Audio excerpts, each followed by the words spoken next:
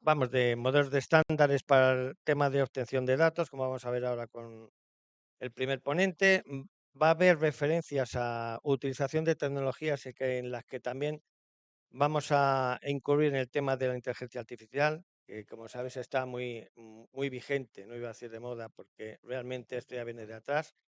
Y vamos a ser un poco estrictos con los tiempos. Ya he comentado a mis compañeros, vamos a intentar hacer los desarrollos en los 15 minutos de exposición y luego posteriormente, si todos nos hemos portado bien, que yo creo que sí, tendremos 15 minutos para que todos podáis hacer aportaciones o consultar o preguntar lo que consideréis oportuno. ¿De acuerdo?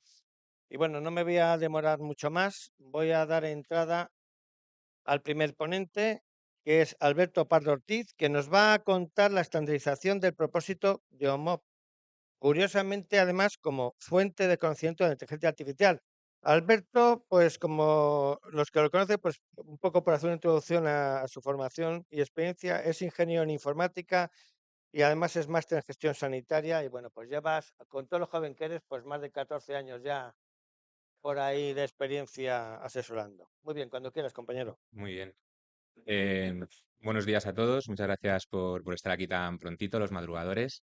Espero que la charla no sea demasiado rollo. En cualquier caso, solo dura 15 minutos, así que tampoco os aburriré demasiado. Yo he intentado poner dos palabras de estas que suenan mucho últimamente, OMOP e inteligencia artificial, para haceros venir así, para despertar un poco de interés. Pero realmente yo no vengo aquí a venderos nada, no como el resto, que es lo de vender. Esto yo creo que sea poco una llamada a la acción, ¿no? Como dicen los americanos. Porque, bueno, vamos a dejarlo ahí. Me voy a presentar primero. Soy Alberto Pardo, soy el director de Healthcare and Life Science de la consultora Enworld. Enworld seguramente muchos todavía no la conocéis. Somos una empresa española, 100%, y aunque en el sector todavía no se nos conoce mucho, llevamos ya 12 años en funcionamiento, somos más de 2.000 profesionales, estamos en 7 países, 20 oficinas, principalmente en España, en distintas ciudades de España, pero también en Latinoamérica, Reino Unido, Estados Unidos. Y estamos especializados en consultoría de negocio y consultoría de transformación tecnológica, todo de la mano, ¿no? No intentamos ni ser los del PPT que no te dan una solución luego real, ni los que te desarrollan una solución sin entender los KPIs que salen de ahí o el funcionamiento de vuestros problemas reales, ¿vale? Intentamos aunarlo todos. Como os decía, hemos estado trabajando en muchos otros sectores, sobre todo en la banca y los seguros, y desde hace unos años estamos trabajando en la parte también de sanidad. Toda esta experiencia que llevamos en otros sectores, sobre todo otros que a lo mejor llevan unos años más que en sanidad, trabajando en temas de IA, de automatización y transformación, nos está haciendo ver ciertos patrones que se repiten, ¿no? Y en sanidad nos está ocurriendo un poco que vamos siempre al caso de uso, a la POC, al piloto, y eso es solo la punta de un iceberg de un proceso de gestión de datos, de arquitectura, de gobierno y por fin la analítica y ese modelo que luego publicamos en la revista, que contamos en el Congreso, ¿no? De cómo predigo, cómo clasifico y demás. Pero en sanidad tenemos ciertos retos con cómo están organizados los datos y tenemos que afrontarlos, yo creo, de una manera un poco más global, más holística, que diría que es, ¿no? Sabemos que estamos con la estrategia de salud digital desde el 21. En ella, pues sabemos que la gestión de los datos es algo primordial. Queremos desarrollar durante estos años el espacio nacional de los datos. Queremos con ello mejorar la toma de decisiones. Queremos optimizar, convertir esos datos, esa información que tenemos distribuida por nuestros distintos hospitales y servicios de salud en conocimiento, ¿verdad? Queremos hacer medicina de precisión y estamos, como os decía, viviendo una explosión de los casos de uso, ¿no? Al final siempre voy a sacar un modelo, voy a hacer un caso de uso, pero este approach, esta forma de afrontarlo, estamos viendo cosas que ya vimos en otros sectores, que es que nos quedamos ahí, ¿vale? Nos quedamos en un caso de uso. Y la realidad es que si cooperamos y tenemos cierto consenso en cómo organizamos la información, podemos sacarle mucho más potencial. Podemos lograr industrializar el proceso de la gestión de los datos, pero ahora mismo tenemos mucha variedad, de orígenes muy diversos, con tipologías muy variadas. Sabemos el problema de la falta de estructura, todo el debate sobre la estandarización, los distintos estándares que tenemos en sanidad. y cierta interoperabilidad limitada, ¿no? Entonces no podemos crear estos grandes data lakes, estos grandes centros de datos comunes que nos permitan utilizarlos para el entrenamiento de modelos de inteligencia artificial. Entonces, el primer paso que vemos cuál es siempre, estandarizar. De eso también se habla mucho en este congreso y en los últimos años estamos hablando de los distintos estándares, ¿no? Yo, de hecho, el año pasado os estuve hablando aquí mismo de SNOMED, ¿no? De cómo podíamos utilizar ontologías para hacer una capa semántica que nos permitiera darle gobierno y analítica a los datos a través de palabras que todos entendemos, de diagnósticos, de paciente y demás. Este año os vengo a hablar del modelo de datos, porque claro, si lo que queremos es sacar el máximo rendimiento a esos datos que tenemos acumulados, tenemos que agregarlos, no nos queda más remedio, además es como de verdad podemos entrenar, ¿no? Llegar a ese N que nos permita de verdad que nuestros modelos sean precisos. En modelos están posicionando estos dos estándares, ¿no? OpenHR y OMOP para distintos usos. Yo hoy os hablo ligeramente de OMOP, no soy un experto en OMOP, no vengo aquí a sentar cátedra sobre OMOP, pero sí que estamos viendo que se está posicionando como uno de los estándares o el estándar para el uso secundario de la información. Y claro, el desarrollo de modelos de inteligencia artificial es un uso secundario de esta información, ¿no? El OpenHR estaría más orientado al uso primario. No os voy a leer todo esto, lo tenéis en internet. Como es el estándar que se está posicionando, se desarrolló para hacer análisis observacional, para estudiar esa información que se recababan en las historias clínicas, sobre todo con un fin primeramente de investigación. Pero claro, esos fines de investigación también se pueden utilizar otros usos secundarios, como es el que hoy os vengo a contar. Y como os decía, por lo que estamos viendo, sin que nadie, sin que haya salido la Organización Mundial de la Salud, ni Unión Europea, ni nada a decirlo, pero sí que es verdad que entre la comunidad es el estándar que parece que se está poniendo todo el mundo de acuerdo en que vaya a ser el estándar que se utilice. Además, el propio, yo recuerdo la RFI que salió del Ministerio para el Espacio Nacional de Datos de Salud, lo ubicaba como uno de los estándares soportados. ¿Qué nos ofrece? Pues la estandarización que habíamos hablado, la interoperabilidad, el análisis observacional, que fue su primera función. Podemos incorporar datos de mundo real, ¿no? Que es esta terminología que utilizamos para decir que usamos datos de historias clínicas para sacar conclusiones.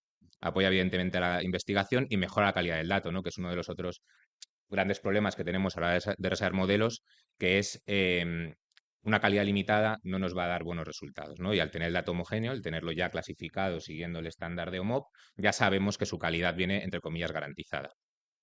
¿Cómo lo hacemos? Bueno, pues lo que os decía, vamos a intentar industrializar el proceso. Este es el modelo CRISP-DM que sabemos que se está utilizando para el desarrollo de los casos de uso, pero si os dais cuenta, una parte importante, aparte de entender el problema, es la preparación de los datos y su modelado, ¿no? Que es donde entra la parte de estandarizar, ¿no? Entonces, para ello, por lo primero que tenemos que hacer es transformar y estandarizar esta información.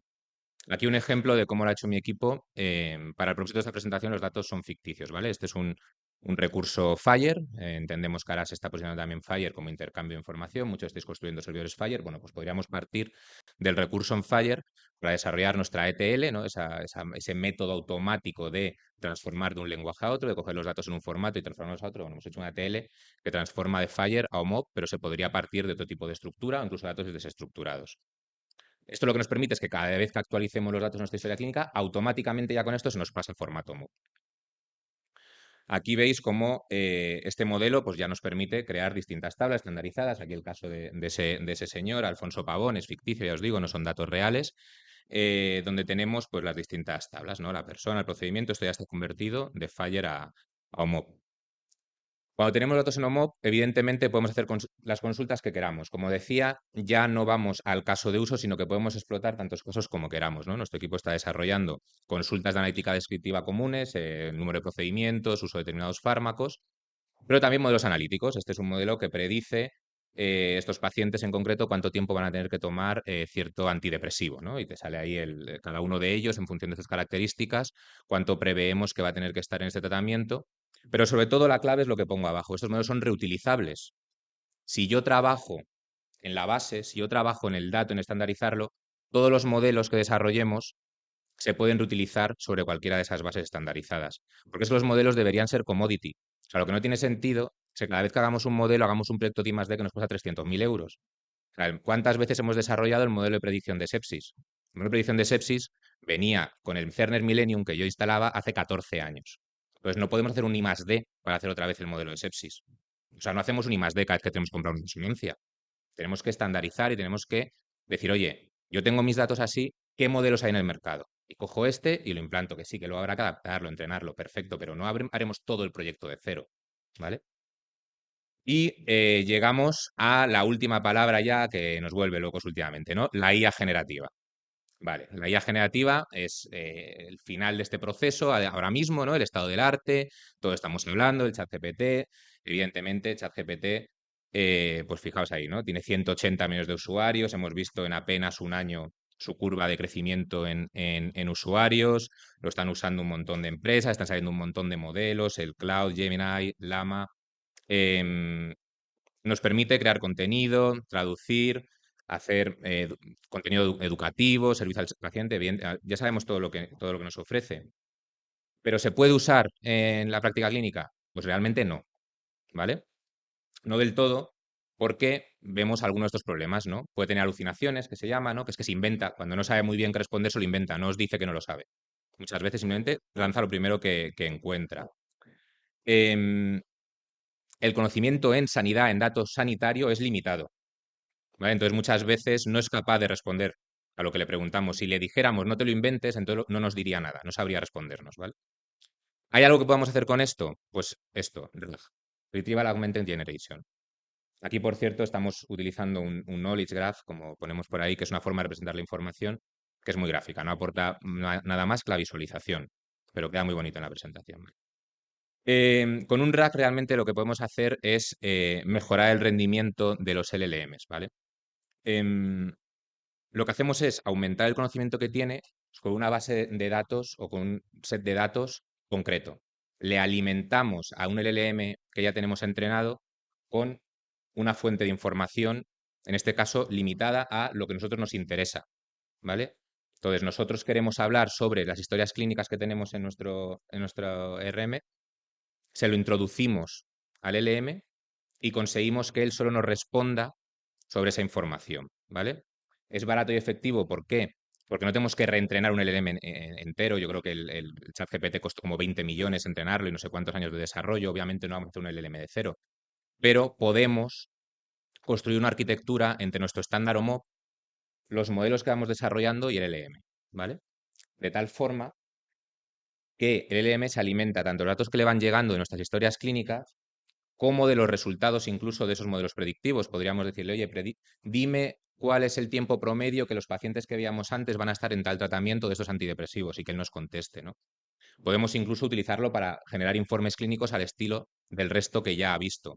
Podemos auditarlos, que es un problema que estamos teniendo, ¿no? Oye, cumple el CMDIC, tiene estos campos, le está dando la información al paciente de una forma que él la entienda.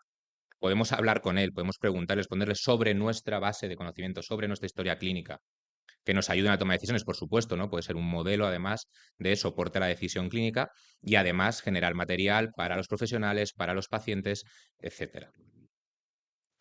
En conclusión, tenemos que tratar de salir del caso de uso, tenemos que pasar del modelo de caso de uso, eso es la punta de un iceberg, que si solo trabajamos con ese fin, no llegaremos nunca a sacar el máximo potencial a todos los datos que tenemos. Evidentemente, la POC es necesaria, el caso de uso es el fin, pero si lo hacemos bien, en vez de un caso de uso, podemos hacer 50, 100, los que queramos, ¿no? Tendremos toda la mecánica preparada para trabajar porque industrializamos el proceso, ¿no? Para esto imprescindible es la parte primera, la parte de estandarización, trabajar desde la base, tener una arquitectura, luego un gobierno y luego por fin una analítica para explotar al máximo esta capacidad de los datos. Y esto, ya como guinda a ese proceso, nos puede llegar a permitir el tener una IA generativa con control, calidad y precisión, a diferencia de aquellas que nos podemos encontrar directamente a disposición de usuario, ¿no? Y creo que he cumplido. Fenomenal. Pues nada, muchas gracias a todos. Tenéis ahí mi correo. Escribidme cualquier duda.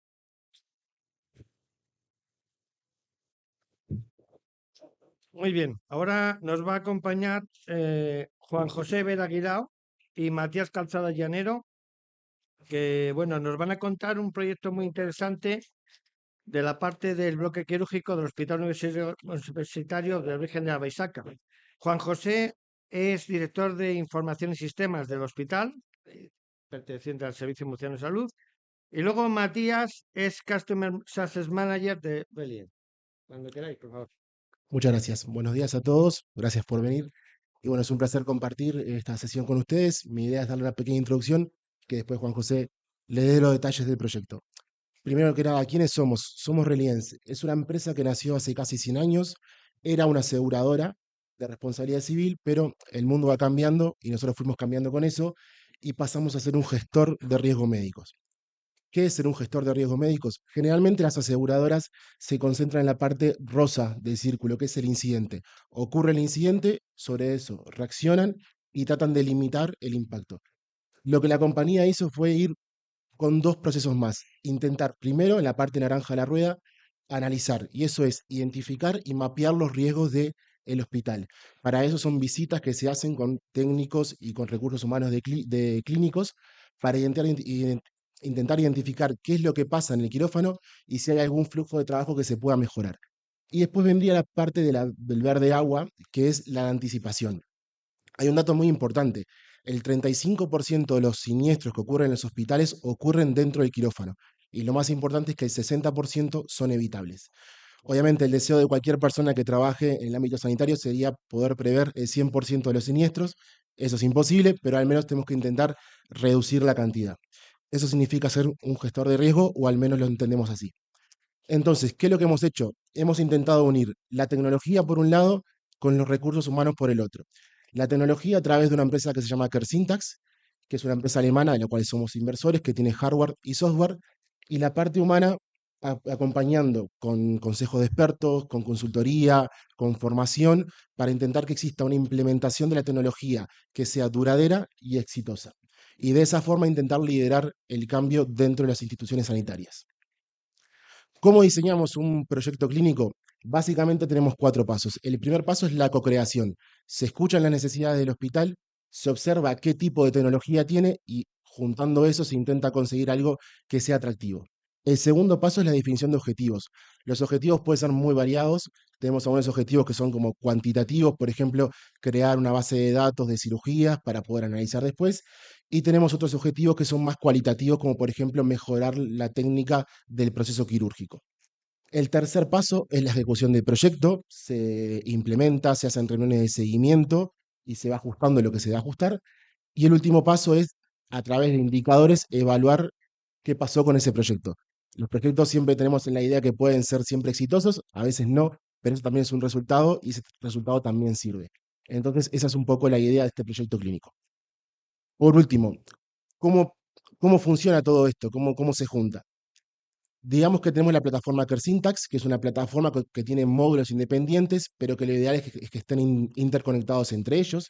El primer módulo lo que hace es intentar recoger todo lo que pasa en quirófano, grabaciones, datos del paciente, etcétera. El segundo módulo lo que hace es intentar analizar y evaluar para darle un sentido a esos datos, porque nos encontramos con hospitales que han generado teras y teras de información, pero después quedan ahí, guardados en un disco duro. Hay que intentar darle un sentido a todo esto. Y el tercer módulo es un mapa, un cuadro de mandos, digamos, que tiene distintos indicadores de rendimiento y eficiencia de bloque quirúrgico, que tiene una vista más a alto riesgo, pero si se interconecta con el resto de módulos, nos permite ir desde alto nivel hacia bajo nivel. Por encima de todo eso, aparecemos nosotros, que es Reliance, que es el proyecto clínico para darle un sentido al uso de esta tecnología a través de recursos, como dije anteriormente, tanto clínicos como técnicos.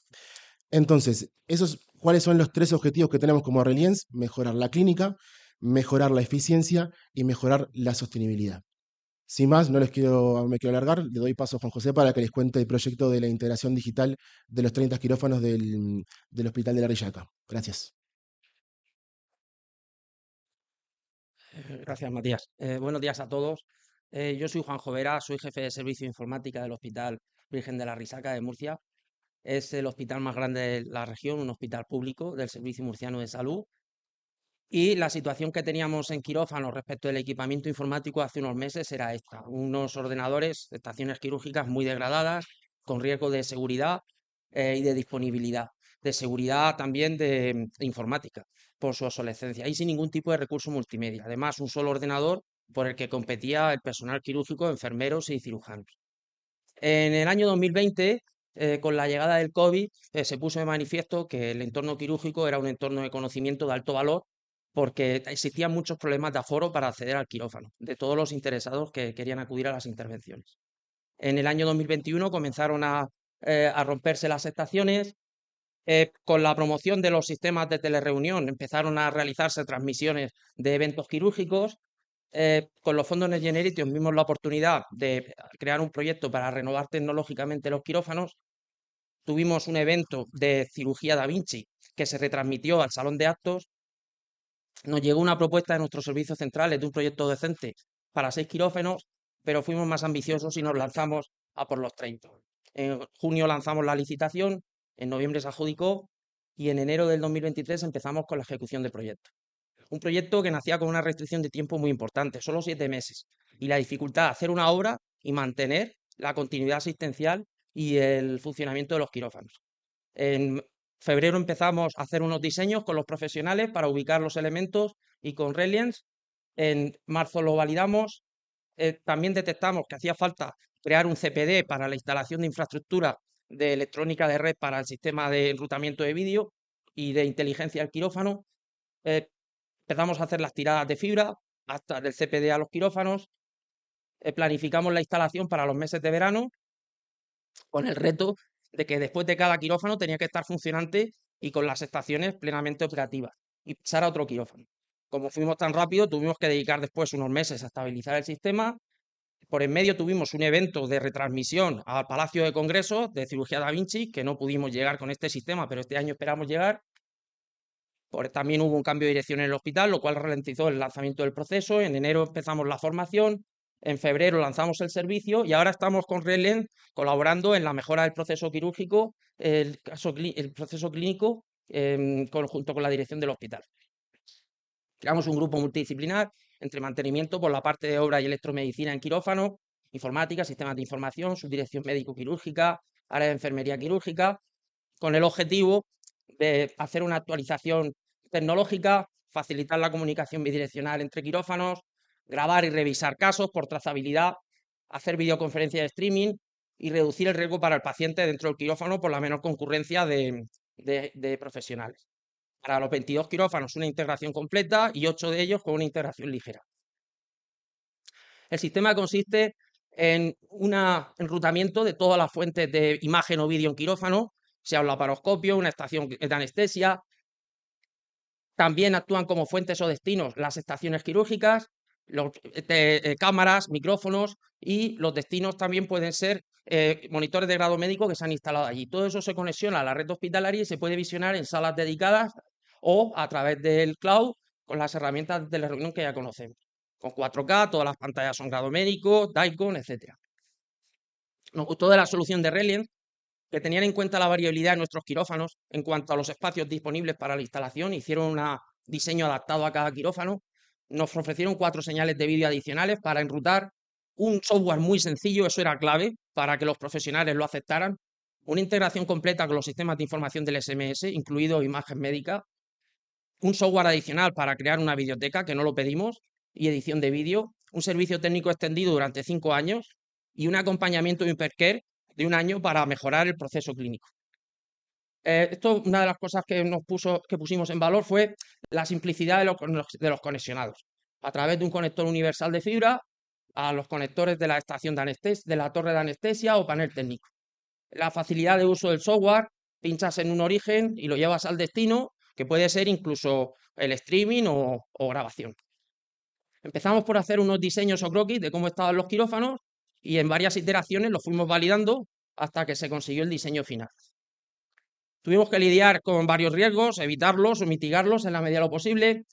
El mayor de ellos, cómo mantener la continuidad asistencial. Entonces dividimos la obra en 2 fases. Primero, la tirada de fibra hasta el entorno quirúrgico, que se hizo por el pasillo de sucio y así no se interrumpía la actividad. Y luego ya la instalación en quirófano durante los meses de junio y julio. También pensamos en un principio destinar 2 equipos a trabajar simultáneamente en cada ala, pero luego nos dimos cuenta que era más eficiente, por las condiciones de aislamiento estricto, dedicar 2 equipos simultáneos en una sola ala y alternar con la otra.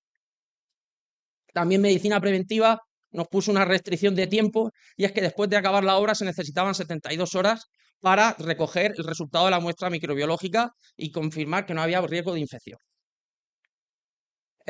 También la sala técnica, en cuanto detectamos que era un punto crítico, nos pusimos a trabajar en ella, que esto no estaba en el alcance del proyecto.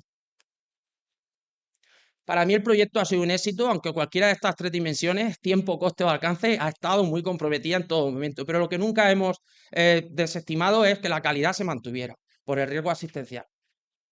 Ahora tenemos unos usos que nos confirman los profesionales, donde los enfermeros y cirujanos tienen su estación cada una dedicada para los registros pre y postquirúrgicos.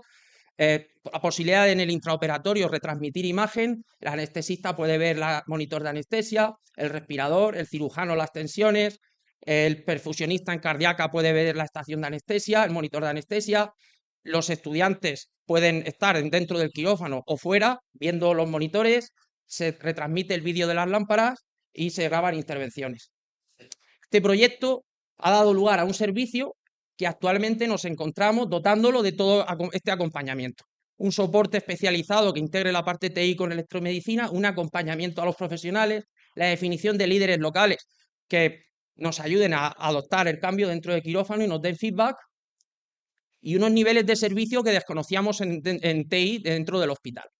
Esto tiene que actuar de rueda motriz de la mejora del proceso clínico, mejorando la seguridad quirúrgica, la eficiencia, posibilitando la teleintervención, la docencia y la retransmisión de eventos. Pensamos que hay que añadir a esta cadena de valor al adjudicatario como consultor especializado, a los profesionales para conocer sus necesidades y confirmar el éxito, y a la unidad de calidad asistencial, porque en todo proceso de transformación y reingeniería de procesos debe de estar implicada. Todo esto para llevar la tecnología a través de una cadena de valor, basándose siempre sobre casos de usos reales y en co-creación con los profesionales a conseguir una mejora del proceso clínico. Para nosotros ha sido un aprendizaje muy importante en cuanto a que cuando se detectan necesidades que van a configurar nuevos escenarios, tienes que ser sensible y empezar ya a pensar en un proyecto, porque cuando la necesidad la tengas delante, igual ya no te da tiempo, y aprovechar la oportunidad de las financiaciones que se presenten. Los apoyos de la dirección, que los proyectos ya no son de transformación digital, son de transformación de personas, organizativos, de procesos. Lo digital siempre va a estar ahí. Que los proyectos, para que sean de transformación, necesariamente tienen que ser transversales y multidisciplinares. Que las comunicaciones son clave. Aquí había momentos que había 100 personas involucradas, entre mantenimiento, limpiadores, celadores, profesionales. La cooperación, que es el lema de este congreso. La participación e involucrar al profesional. El papel de enfermería como piedra angular dentro de cualquier grupo de trabajo del hospital. No hubiera sido posible el éxito sin ellos. Hemos aprendido que en este tipo de procesos necesitamos empoderar a gestores de proyectos con conocimiento en gestión de proyectos y que no sean solo técnicos ni estén focalizados en sus nichos de conocimiento ni en sus áreas técnicas, sino que tengan conocimiento organizativo y de todos los circuitos, y la necesidad que tenemos en la organización de constituir oficinas de proyectos. Por último, nos gustaría profundizar en el uso de la biblioteca, en integrar completamente todo el equipamiento quirúrgico, en definir indicadores de rendimiento y, sobre todo, en que la tecnología siempre la enfoquemos a construir y a mejorar los procesos. Y con esto ya está. Muchas gracias. Bueno, pues vamos muy bien de tiempo, ¿eh? Lo habéis hecho niquelado. Muy bien. Bueno, pues ahora vamos a ver la ponencia de nuestros compañeros de Osakidesa, que están Pablo Echezarreta, responsable técnico del área corporativa de Deloitte, Pasa mucho, Francisco. es ingeniero informático. Correcto. Luego está Unai, que es el técnico de la solución de infraestructuras, que es ingeniero biomédico. Y luego Xavier Ibarzábal, que es el subdirector de infraestructuras. Pues cuando queráis, compañeros. Muchas gracias, Francisco. Gracias a todos por estar aquí a estas horas. Llevamos ya unos cuantos días de ponencias y bueno, nosotros venimos a hablar de gestión. Bueno, ayer le comentaba a Unai, mi compañero, que bueno, somos la vaca entre ovejas o la oveja entre vacas. Porque bueno, hemos visto una serie de ponencias que tienen que ver mucho pues con el mundo asistencial, ¿no? Al final nuestro negocio gira en torno al paciente, gira en torno pues a la prescripción, al tratamiento, y hemos visto pues en ese sentido ponencias de todo tipo, ¿no? Inteligencia artificial para apoyo al diagnóstico, inteligencia artificial que nos ayuda pues, a organizar los quirófanos, todo tipo de dispositivos para el control remoto de pacientes, modelos analíticos para realizar estudios poblacionales, etcétera, etcétera, etcétera, ¿no? Nosotros venimos a hablar de gestión. Entonces, bueno, yo cuando veo todos esos sistemas, veo activos en realidad. Veo gestión y veo una necesidad de comprar, de desplegar y también de mantener todas esas soluciones y todas esas infraestructuras. Eh, y de eso vamos a hablar un poco. Hemos hecho un análisis en Osakidecha, los que saben, pues se han puesto un poco a revisar cómo hacemos eso allá por el año 2021 y a la subdirección de informática pues nos han trasladado una serie de cosas ¿eh? Que nos va a contar Unai ahora mismo. Muchas gracias, Pablo. Bueno, básicamente yo vengo desde la parte del negocio de Osakidecha, podríamos decir, ¿vale? Y bueno, nosotros, este va a ser el pequeño índice que vamos a seguir. Nosotros, bien comentaba Pablo, que en torno al COVID, como los compañeros de la presentación anterior, vimos una serie de necesidades de control, de poder observar, pues eso, la gestión de los activos de mantenimiento de toda la red desde la central. Entonces, eh, desde ese punto iniciamos pues un pequeño análisis acerca de cómo era la situación actual en toda la red, ¿vale? Encontramos, pues bueno, la utilización de distintas herramientas, una amalgama muy variopinta de herramientas y de modelos de gestión, eh, bueno, una no codificación, una necesidad de homogeneización, etcétera, etcétera, en toda la red, ¿no? Y bueno, el resumen de todo, de la reflexión de todo este trabajo es aquella que sale aquí abajo, ¿vale? Que es esa imposibilidad de gestionar el portafolio de la forma general y con esto ayudar pues la toma de decisiones con datos, ¿vale? Y generar el reporting automatizado para los servicios, ¿vale? Entonces, en este sentido, definimos las necesidades que la herramienta que se iba a trabajar y que actualmente pues estamos implementando, que entrará en detalle mi compañero Pablo, las necesidades que teníamos que esa herramienta supliese, ¿vale? Entonces, de esta manera, pues necesitamos una visión, una gobernanza, una homogeneización de procesos, una estandarización en toda la red y en todos los servicios, ¿vale? Y una herramienta que soportase pues, esa reingeniería de procesos, que fuese muy fácil de usar y que en realidad, pues bueno, tuviese una evolución durante el tiempo y solventase, pues eso, esas necesidades de datos que tenemos, ¿vale? Pablo, te doy paso. Pues en ese sentido, desde informática nos pusimos un poquito, recibimos estas necesidades de estandarización y nos pusimos un poquito a mirar, ¿no? ¿Y qué vimos? Pues vimos esto. Aquí es el resumen de lo que encontramos. Encontramos pues que dentro de los diferentes centros y organizaciones de Osakidecha, para la gestión de estos procesos relacionados con los activos y su mantenimiento, pues había una amalgama muy diferente de herramientas, ¿no? Que soportaban esos procesos. Y eso quiere decir algo, porque hay tantas herramientas como formas de hacer las cosas. Obviamente desde la dirección general nos era muy difícil, teniendo pues este escenario, tomar decisiones estratégicas, corporativas, unificadas. Y bueno, hemos cogido en ese sentido un pequeño ejemplo. Esto es una pantalla de SAP. SAP es pues el ERP corporativo en Osakidecha, que sostiene los sistemas financieros, económicos y también de recursos humanos. Y también, en algún caso, un pequeño módulo que tenía que ver con el mantenimiento de los activos, ¿no? También había otro tipo de herramientas, incluso hojas Excel, muy manuales en algunos centros, ¿no? Para llevar pues, lo que era el inventario de activos y su gestión. Y aquí en esta pantalla, esto yo creo que es muy significativo, lo hemos pegado ahí, porque esto es un ejemplo, simplemente un botón de muestra para que veáis en Osakidecha la problemática que comentaba Unai, ¿no? Todos estos registros, todas estas líneas que se ven en ese listado son el mismo dispositivo, el mismo aparato. Es un ecógrafo de General Electric, el Boluson S8T, y como veis ahí en los registros, pues en los diferentes centros pues se registraba GE, General Electric, GE Healthcare y bueno, pues una amalgama muy diferente pues de descripciones y de datos y de nomenclaturas, incluso de codificaciones, ¿no? Y esto, pues, tomando un poco las palabras de algún compañero, de Alberto, que decía antes, pues de aquí es muy difícil extraer conocimiento. Esto no es el mundo asistencial, esto realmente es apoyo a la decisión estratégica, ¿no?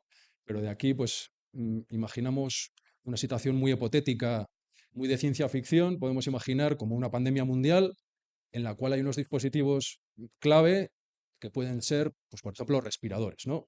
Me pongo en una película muy rara. Pues imaginaos la dificultad que podíamos tener en tomar decisiones correctas y rápidas, ¿no? Entonces, bueno, pues en informática empezamos a trabajar en un pliego, vemos que la problemática existe y nos motiva y sacamos, pues decidimos primero, pues cuál iba a ser la herramienta. La decisión fue muy lógica porque ya estaba, la herramienta que se decidió era SAP, el propio ERP que ya se estaba utilizando en otras áreas, en algunos de los centros más grandes de Osakidecha también, y la herramienta única pues iba a ser esa, ¿no? En su versión nueva, porque SAP también pues lleva unos años, no sé si sois clientes, pero años convulsos en los que pues está actualizando muy rápidamente y nos está llevando a los clientes, nos está empujando mucho a la actualización, ¿no? Y entonces, bueno, pues nos iba a servir también el proyecto pues para probar esa nueva versión de SAP, se llama HANA, y, pues iba a servir de semilla para lo que tenía que ser el resto también luego de la migración y de la actualización de todo el sistema SAP de Osakidecha. ¿Vale? La solución, yo creo que esta es la diapositiva clave, la solución pues tenía una serie de, bueno, está SAP en el centro, el que está a la izquierda es el sistema antiguo de SAP, bueno, el actual realmente, y vamos a montar el nuevo sistema SAP HANA en la nueva versión solamente con el módulo de mantenimiento. Una de las claves aquí pues, es la integración de los sistemas. Como bien sabe pues, nuestro proveedor y partner y compañero, que aquí pues, bueno, hay un reto importante en lo que es la integración, ¿no? Al final, pues debemos beber de esos datos que tenemos en el mundo económico financiero, la gestión de costes, la gestión de activos contables. Y entonces, bueno, pues esa integración es importante, pero además tenemos otras patas que cubrir, teníamos otras patas que cubrir, como podía ser aprovechar para la digitalización de los procesos propios del mantenimiento. Al final, el mantenimiento, pues tiene, bueno, el que sepa de esto, yo no soy experto, pero igual me puede corregir, tiene dos grandes áreas, ¿no? Lo que es el mantenimiento correctivo, que viene a ser las reparaciones puras y duras cuando un elemento, cuando un dispositivo no está funcionando correctamente, ¿no? Y un mantenimiento preventivo, que bueno, pues puede ser pues, equivalente a lo que puede ser una ITV de un coche, ¿no? Simplemente hacemos unas revisiones periódicas sobre el equipamiento y vamos comprobando que sigue funcionando y sigue prestando el servicio como debe, ¿no? Y entonces, bueno, pues esos procesos la verdad es que eran muy manuales, en muchos casos se hacían pues con papel, ¿eh? El operario de turno pues va con papel a realizar su operación, busca por los hospitales o por los centros la ubicación, que en muchos casos estaba mal codificada y poco detallada, y al final pues realiza su trabajo pues un poco como en el siglo XX. Entonces vamos a dar ese salto y vamos a ir un poco a la gestión con aplicaciones en movilidad. El operario va a ir con un móvil y va a poder realizar estas gestiones, ese trabajo, pues un poco como en el siglo XXI. También vamos a aprovechar para montar un portal de colaboración que se llama Avian. Avian en euskera quiere decir en marcha, en curso, es un nombre muy dinámico. Bueno, me río porque hicimos hasta un pequeño casting para nombrar a la aplicación y bueno, fue curioso. Al final montamos este portal pues para relación con los proveedores, porque si conocéis el mundo, pues sabéis que gran parte de la electromedicina, las instalaciones, pues hay que mantenerlas con fabricantes y con proveedores, ¿no? Y entonces, bueno, pues a través de este portal podíamos tener comunicación directa, los proveedores nos pueden aportar la documentación, todo tipo de manuales, etcétera. Y bueno, pues es una solución muy interesante. Y al final luego había una serie de patas, hay una serie de patas, como es las herramientas de gestión industrial, que tiene que ver pues con las herramientas de tiempo real, PLCs, escadas, etcétera. Pues de nuevo todo el equipamiento pues se apoya en este tipo de sistemas y está pensado, Xavi, a futuro, pues que todo esto se integre también y podamos recibir avisos directamente desde estos sistemas de tiempo real y PLCs, etcétera. ¿Vale? Finalmente, pues hay una serie de integración con metodologías BIM, que son metodologías, bueno, más del área de arquitectura. También en los activos, obviamente, y dentro de este sistema se integran pues, lo que son los edificios, los propios, el real estate que le llaman los consultores, ¿no? Bueno, pues esta es la solución, un poquito más en detalle, lo que son los elementos desde el punto de vista más técnico-informático. Pues a la izquierda lo primero tenemos nuestro sistema SAP, ya veis la pantallita abajo, no sé si se ve muy bien, pero bueno, es un sistema alemán, un poco arduo en la interfaz, no es muy estable, pero no es lo más amigable del mundo, ¿no? En HANA, pues el fabricante ha hecho un esfuerzo y ha intentado pues dar un salto de calidad en la interfaz. Pues bueno, aprovechar que tiene pues bueno, las nuevas corrientes en ese sentido y que tienen pues una interfaz web un poquito más amigable, web responsive, se puede soportar sobre móvil, etcétera, ¿no? Es la tercera columna. Y al final, pues tenemos el portal del que hablaba con los proveedores, pues un portal al uso, pues accesible desde Internet. ¿Vale? Y finalmente, pues los resultados que esperamos, no sé si los quieres contar tú, los cuento yo. Cuéntanos tú, que has cogido ya dinámica. Ya he cogido ritmo. No, bueno, pues es obvio que los resultados en muchas áreas, sin entrar a cada uno de los detalles, pero como decía Unai, pretendemos responder a esa homogeneización del dato y de la codificación, tan importante para luego sacar conocimiento, ¿no? Y sacar un buen reporting. Queremos optimizar los procesos, necesitamos que la solución sea escalable, obviamente como todas, pues esto tiende al infinito, ¿no? Tiende a crecer y necesitamos que el sistema pues esté preparado para eso, para adaptarse a ese crecimiento de nuestras organizaciones. Eh, la innovación es clara, vamos a movilidad, trabajamos sin papel, interactuamos con proveedores de una manera más dinámica, eh, mejoramos la eficiencia, obviamente, al ser todo online en tiempo real, pues bueno, lo que es la comunicación y esos datos viajan rápido y aumentan la eficiencia, ¿no? Automatizamos procesos y este punto de la documentación, que igual no entro en detalle, obviamente vamos a aprovechar para ordenar la documentación relacionada con los activos. Al final, esto era otro reto importante, pues que las organizaciones tienen la documentación, tenemos la documentación muchas veces, pues donde, como podemos, ¿no? Y el que es más ordenado la tendrá en su disco duro y tendrá un backup, y el otro pues la tendrá en una unidad de red que no sé muy bien cómo está, ¿no? El proyecto también ataca esa parte e intentamos resolver lo que es la gestión documental. Finalmente, el reporting, que yo siempre digo, creo que yo vengo de otros mundos también, he trabajado en otros ámbitos, no el sanitario, y al final en la informática trabajes donde trabajes, sirve para aportar datos, apoyo a la decisión y que esa decisión sea, pues eso, basada en datos, ¿no? Y el reporting, no por último, deja de ser lo más importante, que ese apoyo a la decisión y esa ayuda, ¿no? Yo creo que, yo creo que es suficiente. Qué ricasco, muchas gracias.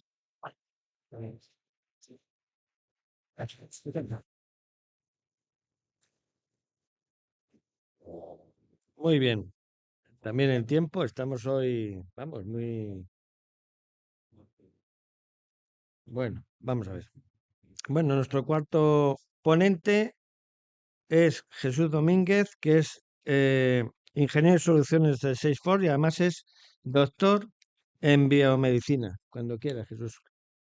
Muy bien, pues muchas gracias por la presentación y muchas gracias a los asistentes por estar hoy aquí y escuchar lo que venimos a contar desde Salesforce, que es el título de esta sesión tecnológica. Lo hemos llamado La revolución o cómo podemos ayudar a revolucionar vuestras organizaciones para el futuro de la salud. Y lo hacemos pues, hablando sobre CRM, sobre aplicaciones sobre el CRM, sobre datos, fundamental, las nuevas tecnologías y capacidades de inteligencia artificial y cómo creamos esa confianza a la hora de utilizar toda esta tecnología porque es clave. Es clave.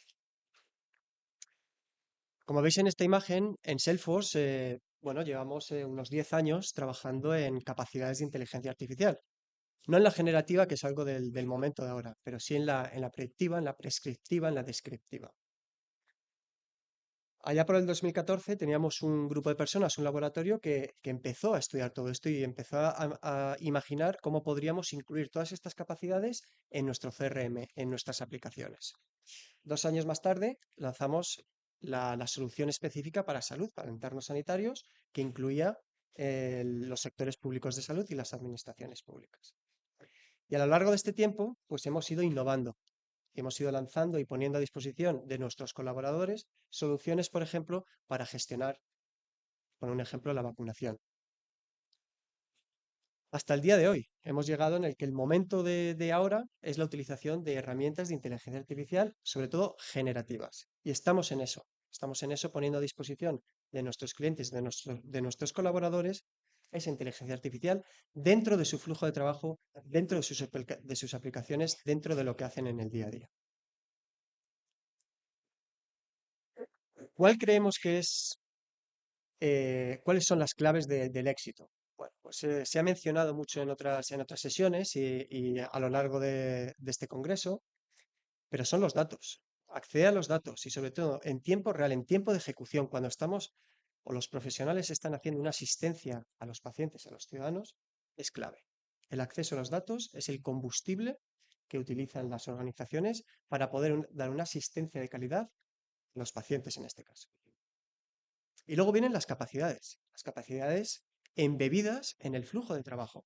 Yo puedo estar revisando una historia clínica, puedo estar revisando la ficha de un paciente o de un ciudadano. Necesito revisar cantidades ingentes de información. Necesito un asistente que me lo revise todo y me exponga las claves, lo importante para dar esa asistencia a las personas.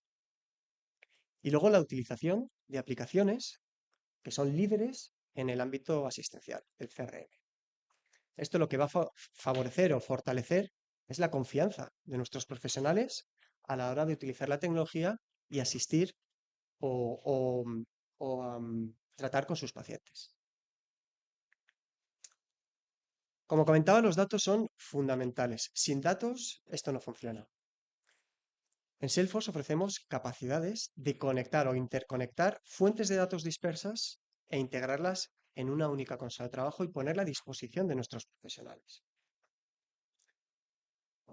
Más adelante hablaremos de cuáles son estas métricas, pero fundamentalmente lo que queremos conseguir es formar o conformar un perfil enriquecido y unificado donde veamos la información no solo clínica, sino social y holística, longitudinal de las personas, para poder ofrecer la mejor de las asistencias que nos están demandando. Vamos a explicar un poco cómo generamos confianza, porque, bueno, hablamos de datos que pueden ser sensibles, pueden ser críticos, y dar acceso a inteligencias artificiales para que buceen en esos datos sin saber qué es lo que va a pasar con todo eso es complicado y difícil de digerir.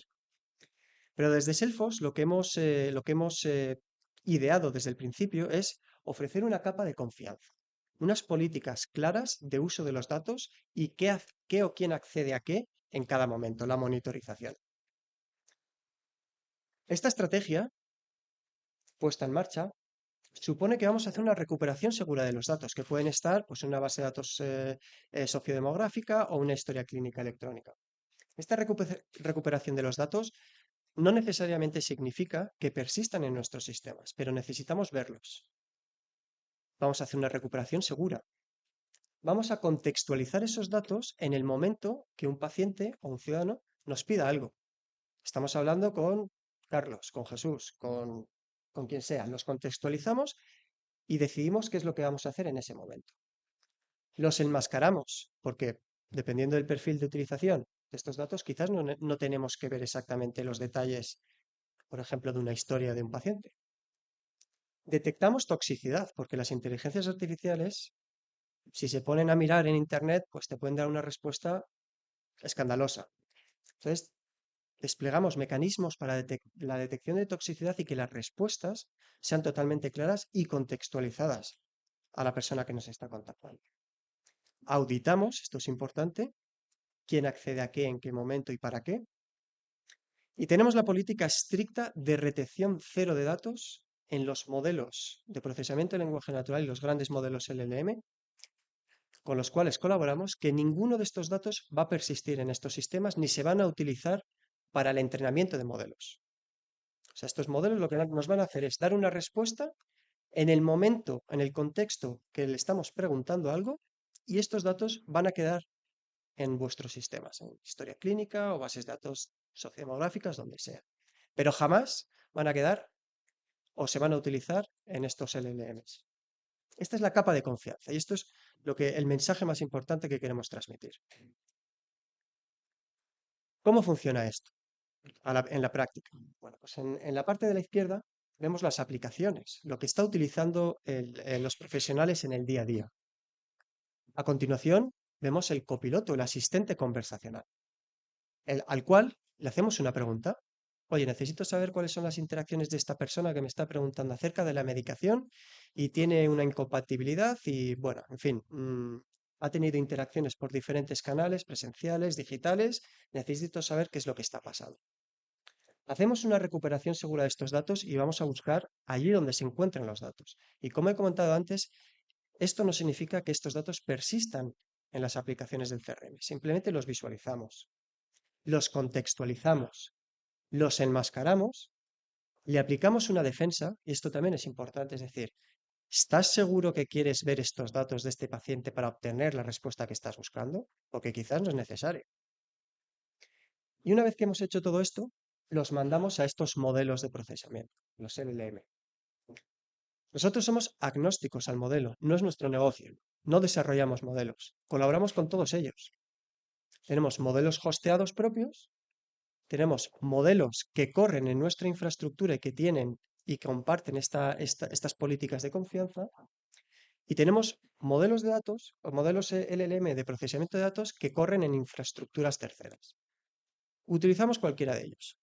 Una vez que se ha generado la respuesta, no hay retención de datos en el modelo, no se utilizan para entrenamiento, sino que vuelven al origen de los datos.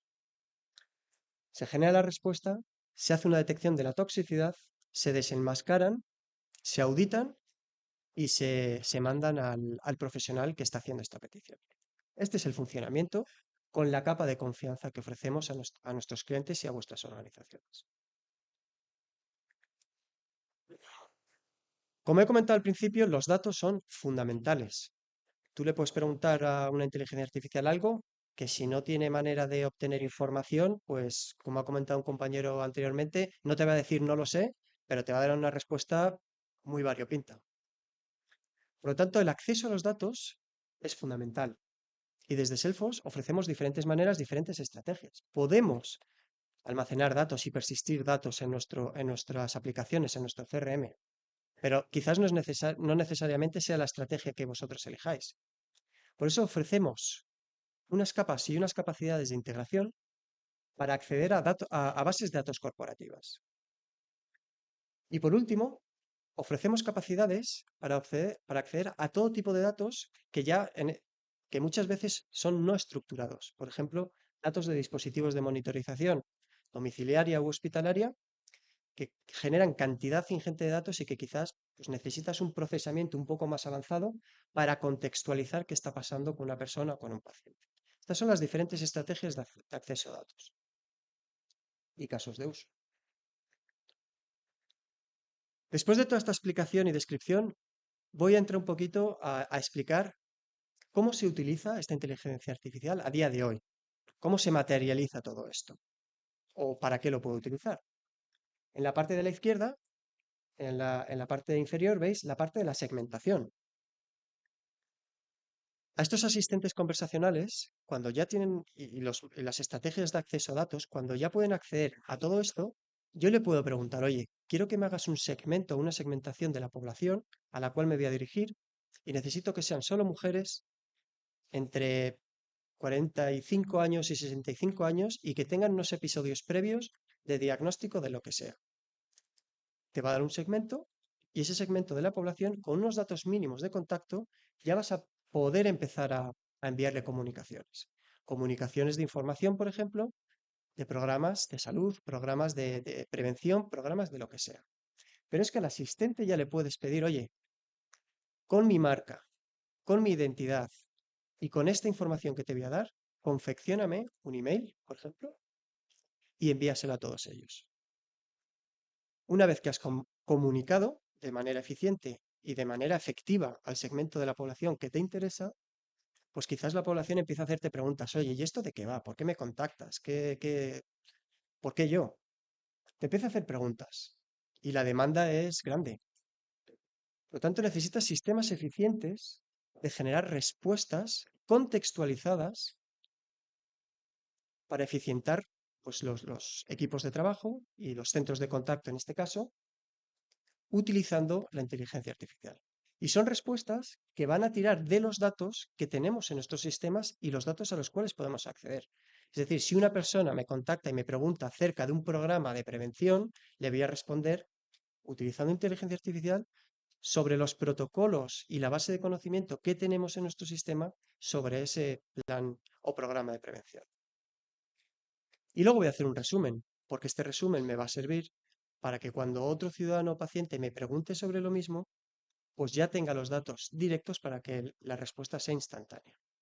Esto es como utilizamos la inteligencia artificial generativa hoy en Salesforce, en las aplicaciones que están a disposición de nuestros profesionales. Lo vamos a ver en directo. Tengo dos vídeos. El primero de ellos es en un contexto asistencial en el cual un profesional está revisando datos macro acerca de los pacientes en un área de salud. Esta persona pues, también tiene acceso a un cuadro de mando para ver cuáles son los pacientes y su satisfacción. Y también tiene acceso a la interacción con pacientes. En un momento dado, entra una llamada telefónica. En esta llamada telefónica, lo primero que vamos a hacer es verificar la identidad del paciente, el motivo de la llamada, si la llamada es en primera persona, y vamos a hacer unas pequeñas preguntas de seguridad para confirmar que esta persona es realmente con la que estamos hablando. Una vez que hemos hecho esto, se nos abre una ficha de paciente o de ciudadano, con cantidades ingentes de información que yo en tiempo de ejecución de llamada no tengo tiempo de revisar, pero me está preguntando sobre la medicación que le ha prescrito su médico. Pues utilizo mi asistente conversacional y le digo, oye, tengo un paciente que me está preguntando sobre sus interacciones pasadas con su equipo médico, con su centro de salud, con los profesionales de la administración y siempre sobre el mismo motivo, por diferentes canales. ¿Me puedes hacer un resumen, por favor? El asistente te hace un resumen, te lo pinta de manera ordenada y te dice que te ha contactado en los últimos 12 meses por email, por chat y por teléfono. Evidentemente, la urgencia de este paciente incrementa cuando ya utiliza el teléfono, incluso se presenta en un centro de salud. Podemos incluso visualizar la historia clínica electrónica. Si tenemos acceso a esos datos, podemos pintarlos en esta consola de trabajo para los profesionales y podemos ver la prescripción de los medicamentos. Esta persona, Carlos, está preocupada porque no acaba de saber muy bien qué medicación tiene que tomar. O sea, no lo tiene claro, es una persona de avanzada edad. Muy bien, pues le preguntamos al asistente conversacional que por favor nos diga cuáles son los últimos registros de estas llamadas e interacciones con el paciente y sobre todo la última de ellas, que es de enero de este año. Tiene dudas sobre la medicación que le han prescrito o para el colesterol. Y queremos ver esa interacción, qué es lo que ha pasado pues, con el personal de la administración que ha atendido esa llamada y que no ha sabido o que no ha podido resolverla en ese primer contacto o en uno de estos contactos que ha tenido este paciente. Entonces vemos el registro de llamada. Cuando vemos el registro de llamada, podemos ver todo lo que ha pasado, los detalles, incluso podemos lanzar procesos. Vemos quién es su equipo médico. Decimos, este paciente está desestabilizado, necesitamos contactar con su equipo médico. Lanzamos una tarea. Un caso práctico. El segundo de los casos prácticos, o casos de uso, es en un contexto más puro, más generalista y de atención a la ciudadanía en un contexto de servicios sociales y ayudas disponibles. En este caso, un ciudadano nos contacta a través de un chat, un asistente virtual que todos vosotros tenéis, y nos pregunta cuáles son las ayudas y servicios disponibles en su localidad. Confirmamos su localidad y el asistente nos está empezando a dar respuestas contextualizadas para esta persona y en su localidad. Esto está tirando de datos que tenemos en una base de conocimiento. Las respuestas las podemos editar y le decimos a este ciudadano que tiene a su disposición varias ayudas, por ejemplo, para el alquiler de familias. Vamos manteniendo una conversación con esta persona. La inteligencia artificial va ofreciendo diferentes alternativas que, como he comentado antes, están contextualizadas y podemos editar dependiendo de nuestras necesidades. Y cuando la conversación termina, esta inteligencia artificial va a generar un resumen con cuál ha sido la conversación cuál ha sido el problema o la petición y cuál ha sido la resolución. Y se va a utilizar para futuras peticiones por parte de la ciudadanía o por parte de pacientes para resolver este tipo de peticiones de una manera mucho más eficiente y rápida. Con esto termina mi intervención. Si tenéis alguna pregunta, tenemos un stand en la sala de exposiciones, estaremos encantados de responderle. Muchas gracias. Muy bien, también en tiempo. Bueno, ahora vamos a ver la exposición. Perdona que me ponga las gafas porque la exposición de José María Salinas, que es el compañero del Hospital Universitario San Juan de Alicante, y que nos va a contar un caso de éxito del valor del dato en el laboratorio.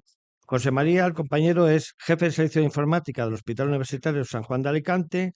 Además, es director del proyecto de imagen médica digital de la Comunidad Valenciana, máster en gestión sanitaria y además de investigador, es profesor del Departamento de Ciencia y Computación de Inteligencia Artificial. Compañero, cuando quieras. Muchas gracias, Paco.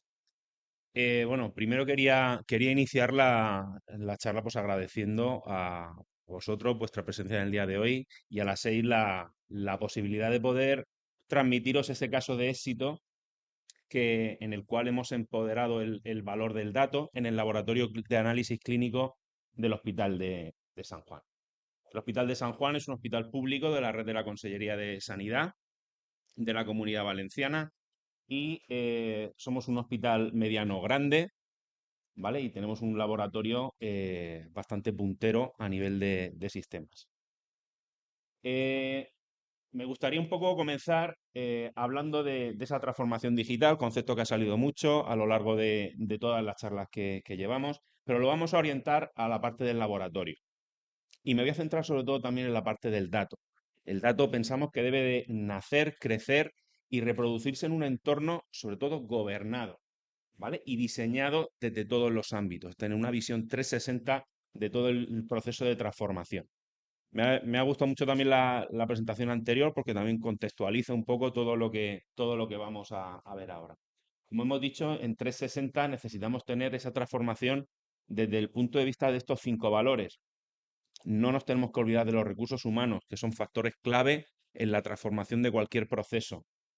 Tenemos que empezar también con la parte de los espacios, las infraestructuras. Son muy importantes que donde nace el dato sea un espacio y una transformación de valor.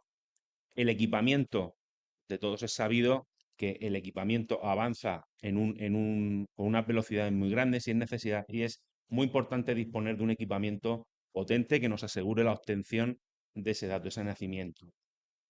Los sistemas de información, clave en cualquier proceso asistencial. Y luego, pues toda la gestión de procesos y flujos de trabajo que en el día de hoy os voy a presentar en una serie de casos de uso donde vamos a ver el valor de todo esto. ¿Vale? He intentado simular esta primera transformación en base al nacimiento de un proyecto. Entonces, en la primera fase, la fase del predictor, tenemos una situación actual en la cual estamos buscando un cambio en el laboratorio del Hospital de San Juan. Partimos de un espacio muy compartimentado, con mucha modalidad antigua, poca comunicación entre los recursos humanos. Y en enero de 2020 empezamos ya la gestación de este proyecto. ¿De acuerdo? Os sonará esta fecha porque en breve va a pasar algo y ahí de todo ya no me acuerdo el qué. Pero bueno. Empezamos la fase de embarazo con el análisis, empezamos a trabajar, vamos a trabajar sobre ese embrión que tenemos en el que es el laboratorio y partíamos, igual que comentaba mi compañero de Juanjo de la Risaca, pues partíamos de una situación en la cual pues no es la más deseable en un entorno donde hoy en día el valor es fundamental del dato. ¿Vale? En abril de 2022 terminamos toda la obra, pusimos 100% en marcha el laboratorio con la nueva transformación y pasamos a un entorno pues mucho más. El embarazo va bien. ¿Vale? Partimos de la transformación en los cuales apostamos por unos sistemas escalables que trabajaran mucho los estándares y sobre todo automatización y que nos garantizaran la calidad de ese dato. ¿De acuerdo? Entonces, aquí veis pues, también otra transformación que pusimos, que es la introducción de elementos de transporte de vuelta por vehículos inteligentes, autónomos, que nos permiten, sobre todo, que el embarazo vaya bien y que el dato que van a hacer nazca con procesos cada vez más eficientes.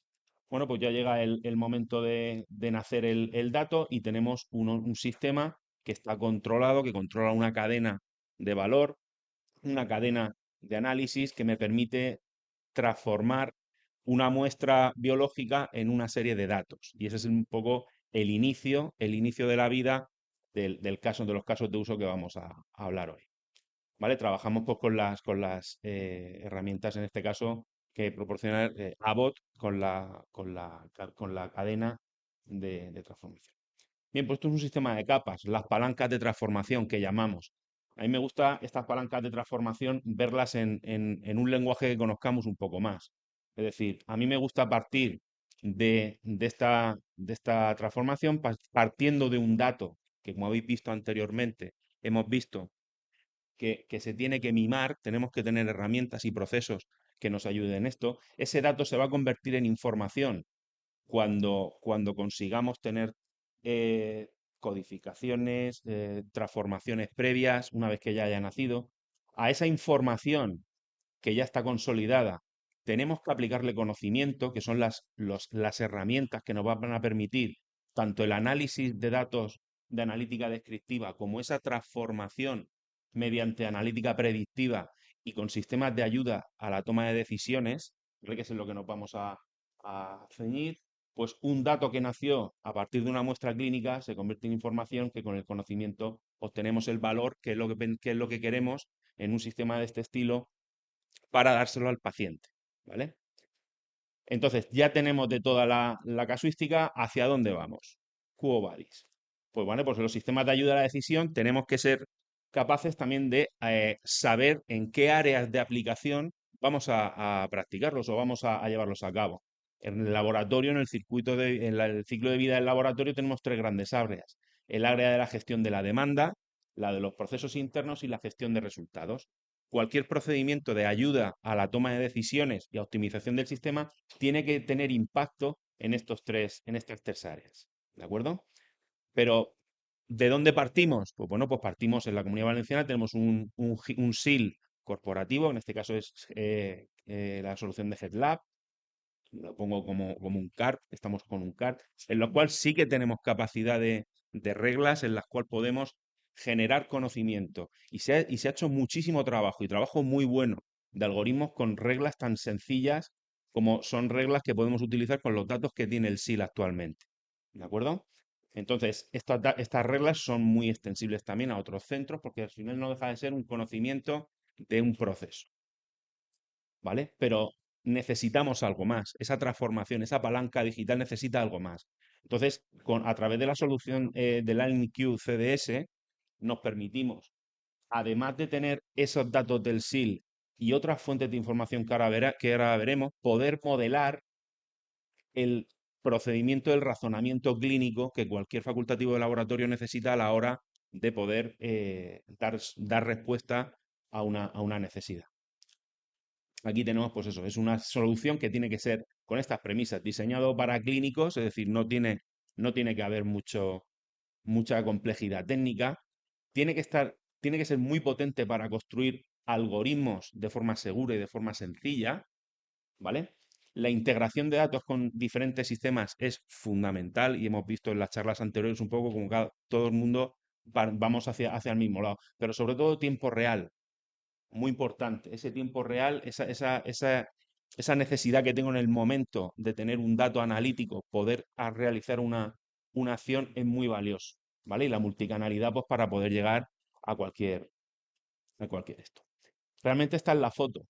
Es decir, cada vez que entra una petición de analítico o empieza un proceso analítico, ¿vale? Nosotros tenemos que diseñar o ser capaces de tener un modelo 360 del paciente en tiempo real. Es el equivalente al Fórmula 1, en el cual, mediante la información de la petición, la información del laboratorio, las diferentes fuentes de información, los GISes, los LISes, las pruebas de imagen, me da igual la fuente de información. Eso dependerá luego del algoritmo.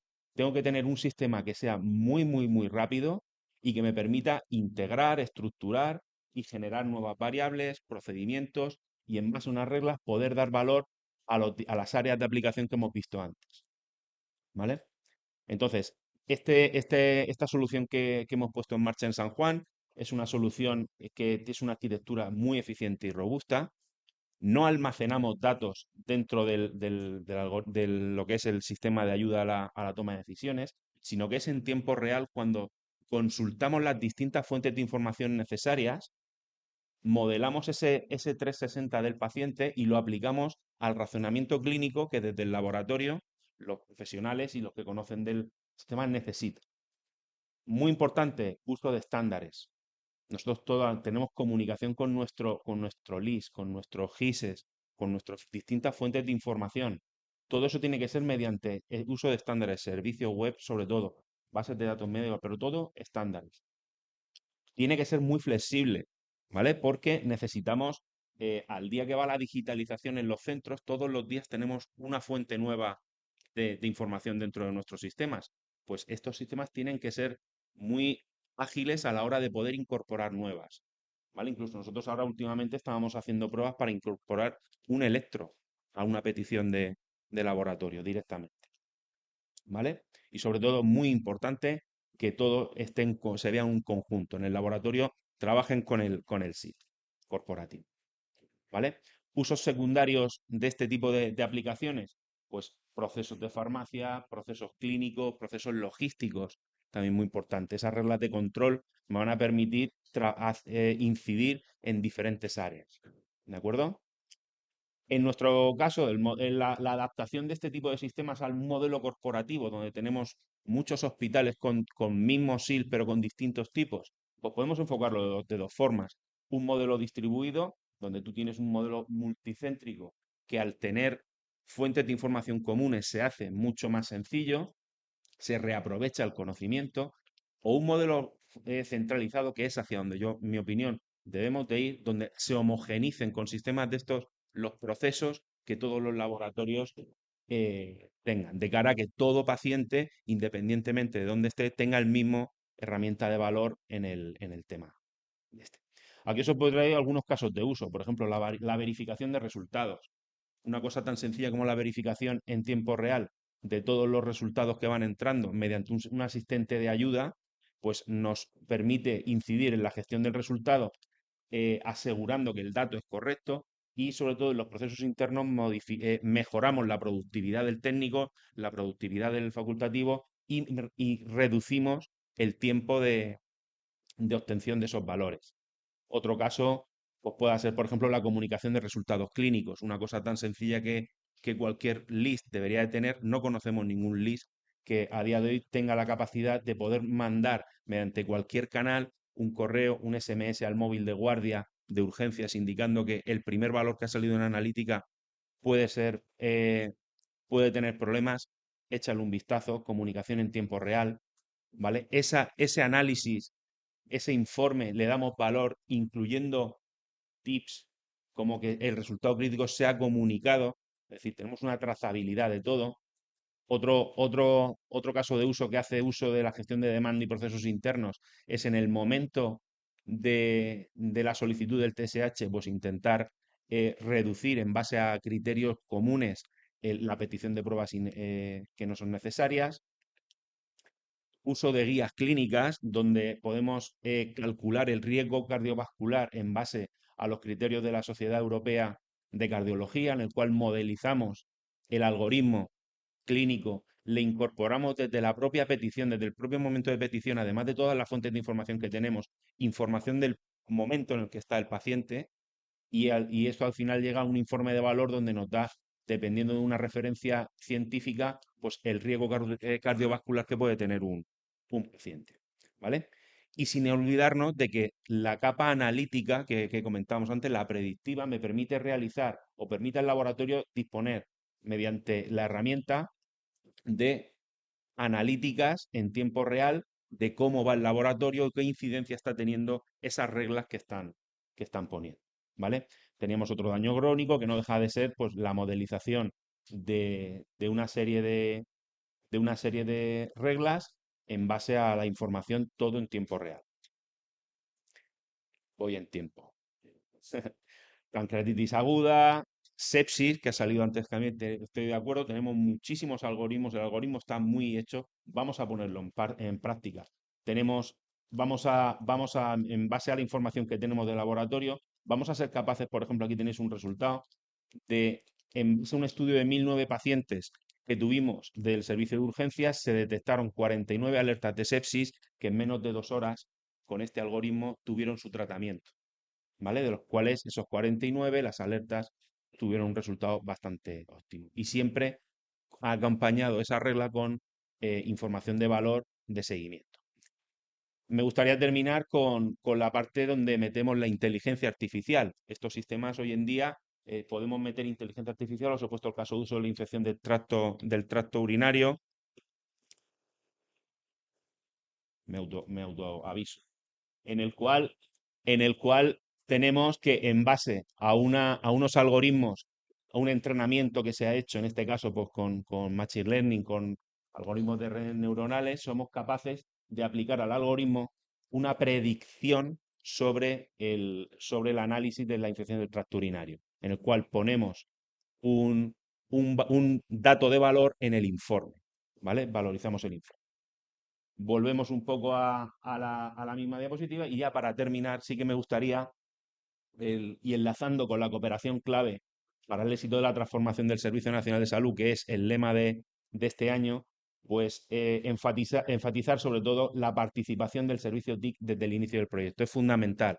Tengo que agradecer a todos los equipos de datos, equipos de comunicaciones, equipos hardware, equipo de integraciones, fundamental que participemos desde el inicio.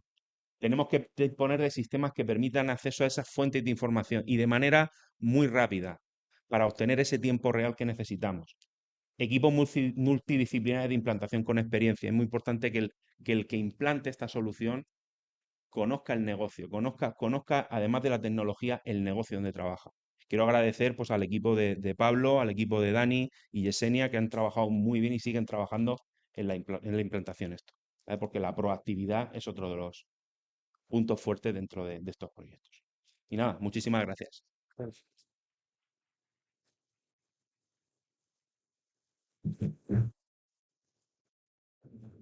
Muy bien.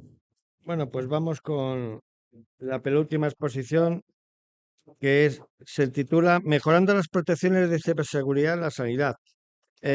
Nos la va a exponer Daniel Madero, que es Country Manager de Cinerio. Él es ingeniero superior de telecomunicaciones y lleva más de 20 años implantando y vendiendo soluciones de este tipo. Cuando quieras, Daniel. Gracias, Paco. Gracias por esa introducción y muchas gracias a todos. Yo también quiero agradeceros a todos vosotros por asistir aquí hoy. Cinerio somos un fabricante de plataformas de ciberseguridad que estamos dedicados única y exclusivamente al sector de sanidad. Y hoy el foco que vamos a tener es un poco en la parte de activos que normalmente están un poco invisibles y descuidados al no ser gestionables por los sistemas tradicionales de TI. Estoy pensando sobre todo en los equipos de electromedicina y otros equipos de IoT, que no obstante, al estar conectados a la red interna del hospital, representan un objetivo de ataque para los ciberdelincuentes.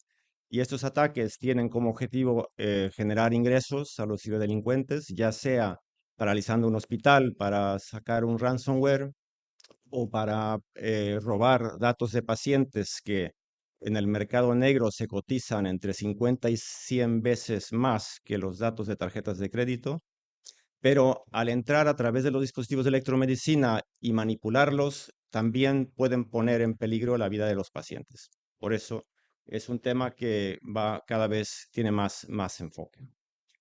La charla que quiero daros hoy es, bueno, un poco un pequeño panorama de la parte de los ciberataques en el sector de sanidad, un ejemplo de internacionales de nuevas prácticas y recomendaciones que son recientes y hablar un poco de cómo podemos mejorar esas protecciones con plataformas como la de Cinerio y también para tener un enfoque en la protección de los datos de paciente.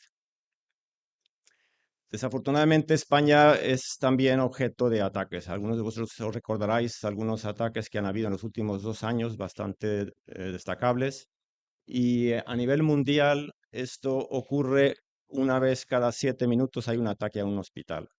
Y lo más espeluznante de esto es que hay un crecimiento interanual de más del 70%. Esto es desgraciadamente algo que se ha demostrado ser muy lucrativo para los ciberdelincuentes, cosa que, digamos, los anima aún más. España en los últimos 2 años sufrió 25 ciberincidencias y España es el segundo país de la Unión Europea más afectada en este sentido, solamente por detrás de Francia. En la mitad de los casos son hospitales los que son atacados, pero bueno, voy a meter una buena noticia aquí, y es que en la gran mayoría de los casos esto es mitigable. Es mitigable sobre todo con microsegmentación de red, dado que en pocos casos podemos intervenir en los propios dispositivos de electromedicina.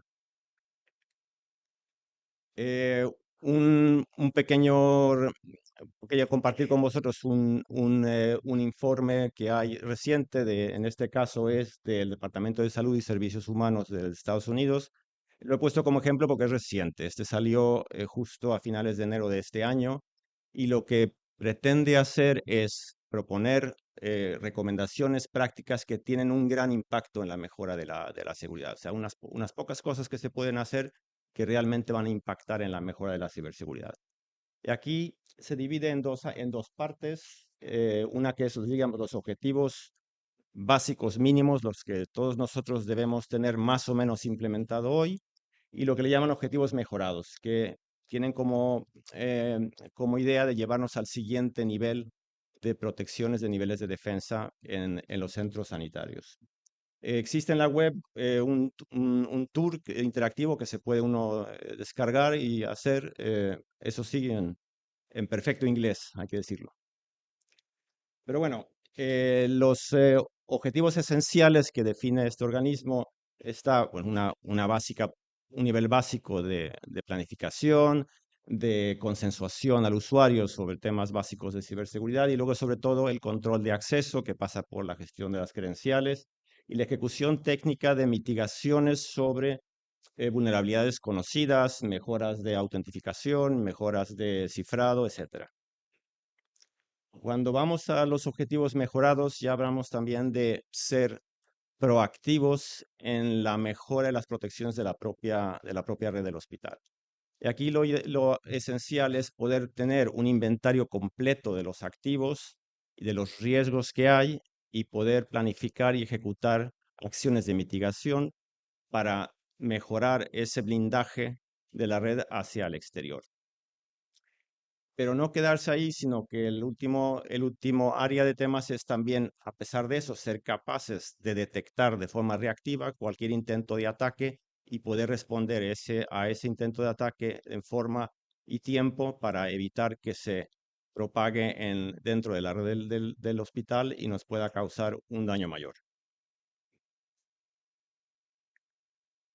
Bueno, ¿cómo podemos mejorar estas protecciones de forma proactiva y reactiva? Lo que hay que tener en cuenta es que este tipo de dispositivos, a diferencia de dispositivos tradicionales de TI, no pueden ser manipulados. No podemos instalar un agente en ellos, no podemos ni siquiera escanearlos de forma activa porque eso puede poner en riesgo el funcionamiento de estos dispositivos. Entonces, el descubrimiento de los activos, que es la base de cualquier acción posterior que vamos a tomar, tiene que hacerse de un modo exclusivamente pasivo. Es escuchar de forma pasiva todo el tráfico de la red y con una inteligencia potente detrás, escuchando ese tráfico que contiene cientos de protocolos propietarios de miles de tipos de dispositivos, poder identificar exactamente qué dispositivos tengo y qué riesgos tengo dentro de mi centro de salud. Ahora, de poco me sirve que alguien me diga que tengo 2000 riesgos y quedarse con eso. Lo que necesito es saber cuáles riesgos tengo que tener en cuenta, qué prioridad le tengo que dar a qué riesgos. Y aquí hay dos parámetros internacionales. Uno es el grado de severidad de una vulnerabilidad y el otro es el grado de probabilidad de que esa vulnerabilidad sea explotada en mi entorno. Entonces, combinando estas dos vertientes, el sistema puede advertir y darnos el asesoramiento sobre qué riesgos tienes que mitigar ahora mismo para mejorar de forma importante el nivel de protección que tienes en el hospital. En la mayoría de los casos, esto se trata de definir muy precisamente una microsegmentación, y en algunos menos comunes casos puede ser una intervención en los dispositivos médicos en el caso de que haya una posibilidad de, por parte del fabricante, exista una actualización del firmware, o sea, un tema simple de malas credenciales débiles que tiene el dispositivo. Y en esos casos, digamos que el balón se lo pasamos a los técnicos de biomedicina para que planifiquen una intervención. Allí es importante poder ayudarles, darles información de de qué dispositivos son exactamente los que ellos tienen que intervenir, dónde están localizados esos dispositivos y qué franjas de horario se están utilizando para poder facilitar la planificación de tal intervención.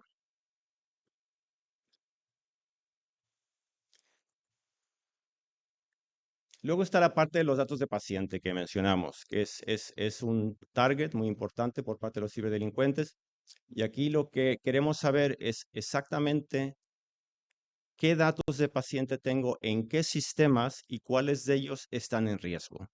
Y eso lo podemos ver en función de las comunicaciones que esos sistemas están teniendo, el tipo de uso de APIs, el tipo de tráfico, y ver cuáles anomalías podemos descubrir para poder identificar exactamente en qué tipo de sistemas tenemos una posible fuga de datos de paciente, y de esa forma poder de forma proactiva mitigar esos riesgos. Y como comentaba, una vez hecho todo esta implementación de mejoras proactiva de la seguridad del centro médico, tener también, no olvidemos, la capacidad de reaccionar a posibles ataques que puedan ocurrir a partir de ello en tiempo y forma para mitigarlos. Entonces, como resumen, está la visibilidad de todos los activos de forma precisa y completa es la base de todo esto. Poder realmente tener una visibilidad en tiempo real de todo lo que tenemos a nivel de dispositivos y de los riesgos que esos dispositivos llevan. Poder securizarlos, ya sea con intervención en los dispositivos o, lo que es lo más habitual, la microsegmentación de red. Poder hacer algo similar para identificar los datos de paciente en riesgo y mitigar esos sistemas. Y, como decimos, tener la capacidad de detección y respuesta a red de forma ágil y precisa. Pues con esto espero que siga la tradición del grupo de mantenerme dentro de los 15 minutos. Bravo.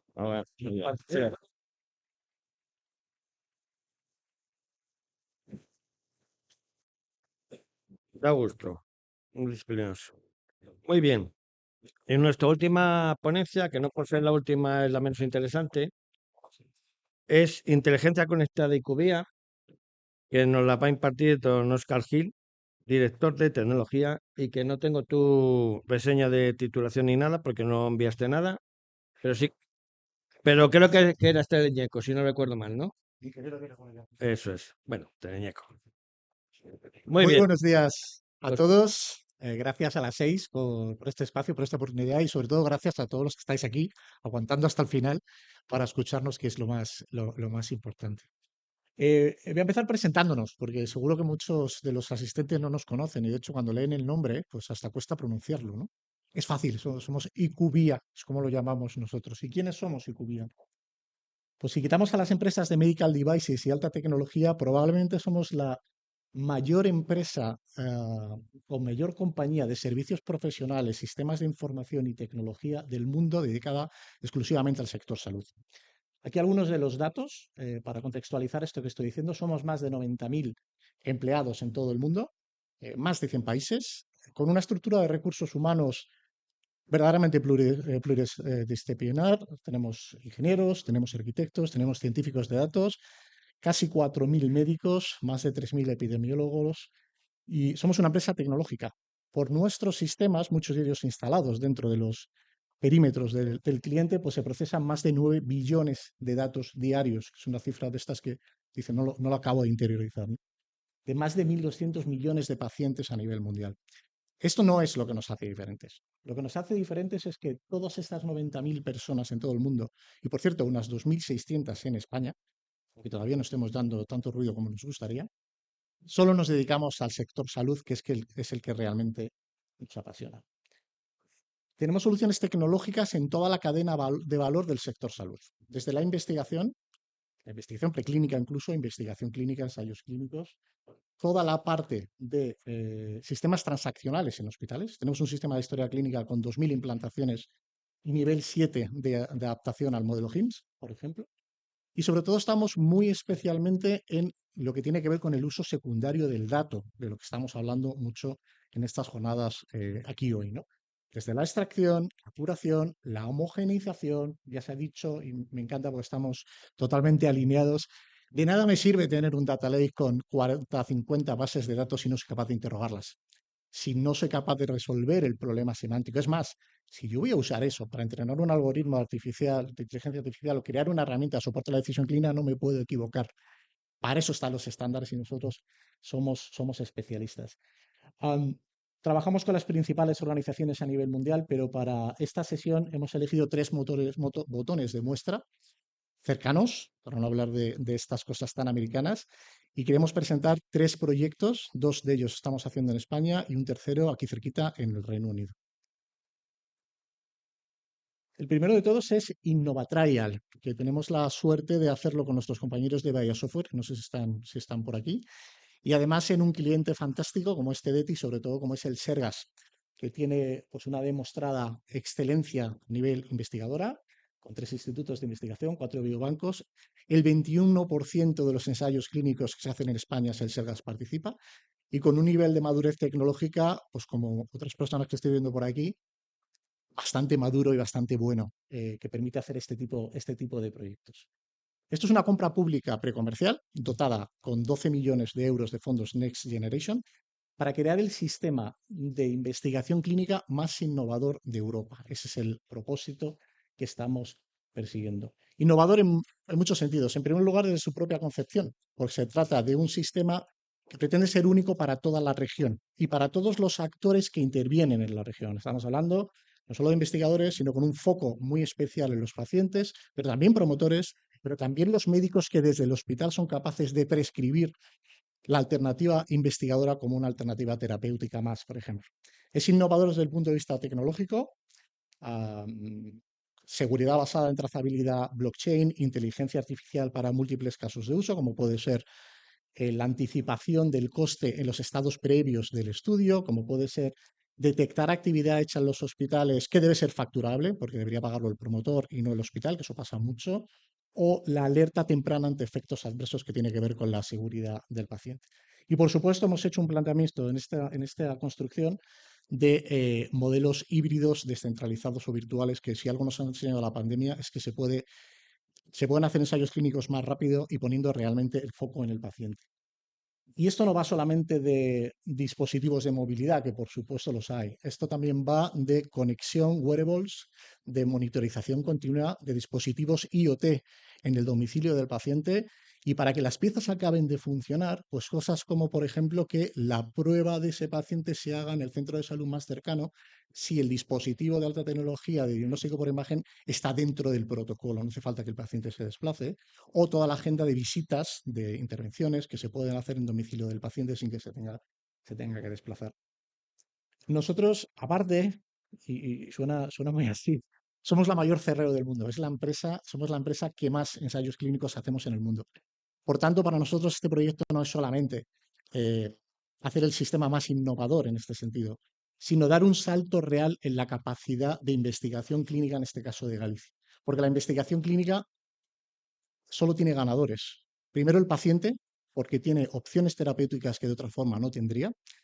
Segundo, el profesional sanitario, porque tiene un elemento de motivación muy importante, aparte de su rutina diaria, ser capaces de sentirse en la cresta de la ola del conocimiento de aquello que le apasiona y ser capaz de publicar.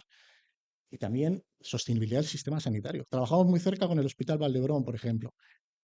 Hay estudios de terceros que se pueden consultar si lo quieren, de farmaindustria, pues que pues, arroja datos como que 25 millones de euros de ahorro en tratamientos oncológicos en 3 años y hace una comparación con otros hospitales.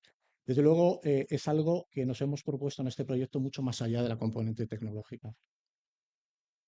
El segundo botón de muestra tiene que ver con nuestra herramienta de procesamiento de lenguaje natural, que hace algo sencillo, pero lo hace bien, que es parsea el texto y estructura la información del caso de uso que vamos a necesitar. Nosotros esto normalmente lo instalamos dentro de los hospitales, nunca fuera, no sale ni un dato normalmente del perímetro del hospital y se analiza la información necesaria para el caso de uso. Tenemos modelos de medir resultados en salud, por ejemplo, de insuficiencia cardíaca, o se repasan los informes para estructurar y sacar pues, la fracción de eyección, porque nuestros clínicos cuando van a plantear el modelo de evaluación no pueden no poner ese valor, por ejemplo. Básicamente funciona bien porque detrás tiene todos los estándares que tiene que tener. MESH, MEDRAD y EDIED, sobre todo, es NOMED con todas sus relaciones. Y el proyecto que quiero contar realmente basado en esto tiene que ver con una licitación pública en el IBE Salud, donde estamos midiendo 3 de los más importantes no hacer en atención primaria. No hacer, ya sabéis, las sociedades científicas llevan tiempo publicando, lo que deberían ser prácticas de right care, de cómo deberían evitar pues algunas prácticas que se salen un poco del right care. Ejemplo, y es uno de los que tenemos aquí, pues paciente en atención primaria con dolor lumbar que no ha tenido signos neurológicos en las últimas 6 semanas, no hacer prueba de rayos X, porque es radiación para el paciente. Vas a desplazar en el tiempo probablemente el diagnóstico del tratamiento, también es malo para el paciente, es malo para el sistema sanitario, estás ocupando un slot y estás gastando recursos públicos y lo que dice la sociedad científica es que no aportan nada al manejo del paciente, es como lo dice literalmente. Ese es uno de los no que estamos midiendo. El otro tiene que ver con la indicación del PSA, que tiene que ver, como sabéis, con cáncer de próstata para varones mayores de 50 años, donde no hay antecedentes familiares y además no hay síntomas. Daos cuenta que todo tiene que ver con texto. Y el tercero tiene que ver con la prescripción de antibióticos pacientes con infecciones en vías aéreas superiores. Para hacer este tipo de proyectos hace falta una herramienta como esta. La tercera tiene que ver con anonimización, donde nosotros lo que pensamos es que el reto hoy no está en anonimizar ni siquiera en ser compliant con el reglamento de protección de datos. Eso es obvio. Donde está el reto, sobre todo cuando te enfrentas a tratamientos masivos de datos, es encontrar el punto correcto entre ser compliant con el reglamento de protección de datos y quitar los datos justos y necesarios. ¿Por qué? Porque todo depende de lo que luego yo quiera hacer. Por eso siempre hablamos de caso de uso. Si quito demasiados datos, me puedo encontrar que luego el algoritmo de inteligencia artificial que quiero entrenar no encuentra patrones de comportamiento y no pasa evaluaciones de sensibilidad, especificidad, por ejemplo. Esta herramienta que la tenemos instalada en 200, la solución, en 200 clientes, permite poner en manos del usuario funcional la capacidad de hacer esa anonimización, eligiendo las variables, por poniendo las variables, le dice si es o no compliant con el reglamento.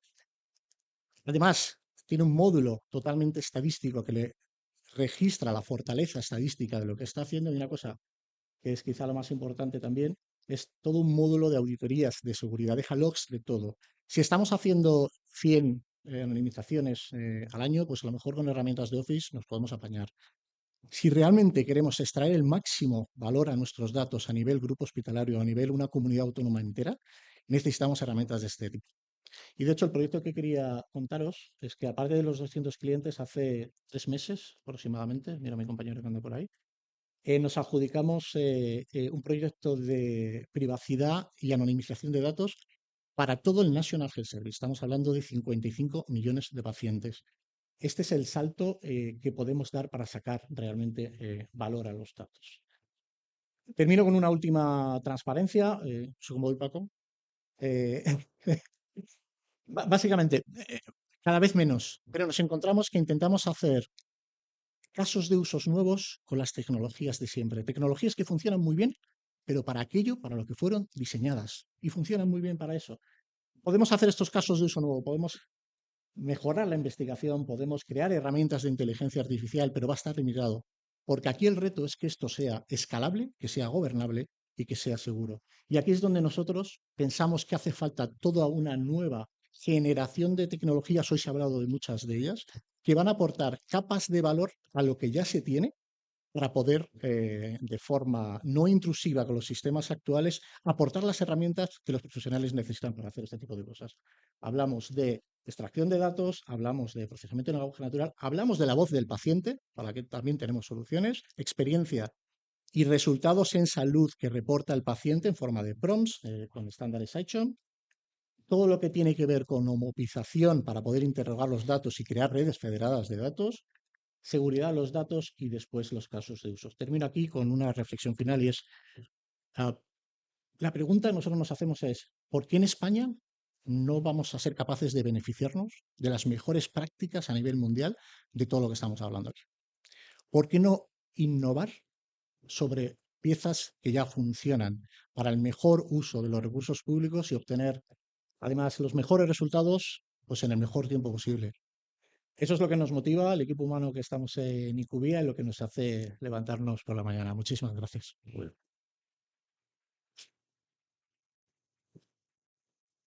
Muy bien. 11 minutos, ¿eh?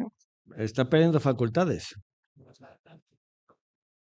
Bueno, bromas aparte, lo primero, dar las gracias a los ponentes por sus ponencias y por bueno, poner aquí de su experiencia y conocimiento.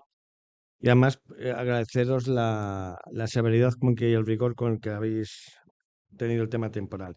Bueno, pues ahora disponemos de tiempo para las preguntas del público asistente, sobre el que veo además muchas caras conocidas. Así que el que quiera romper el hielo el primero para hacer una pregunta a nuestros ponentes. No me lo puedo creer con todos los que hay aquí.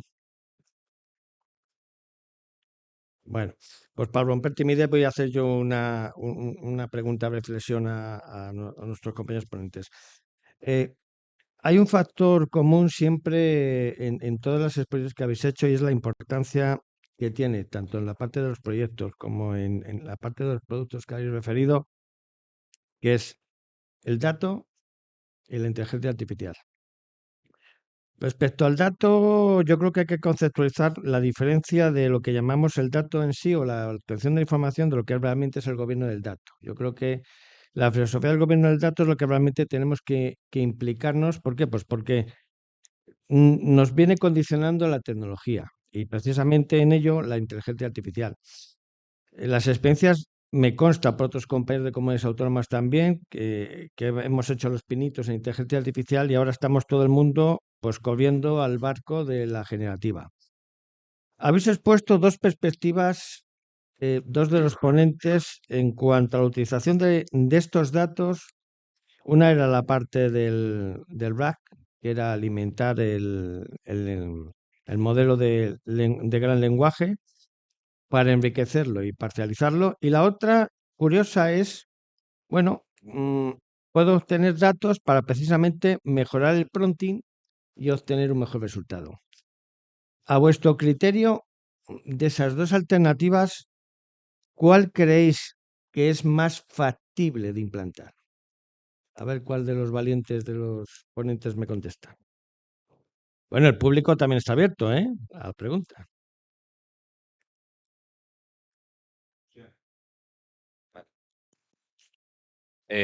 Vale, gracias Paco, pues por alusiones, porque yo he sido el del RAG.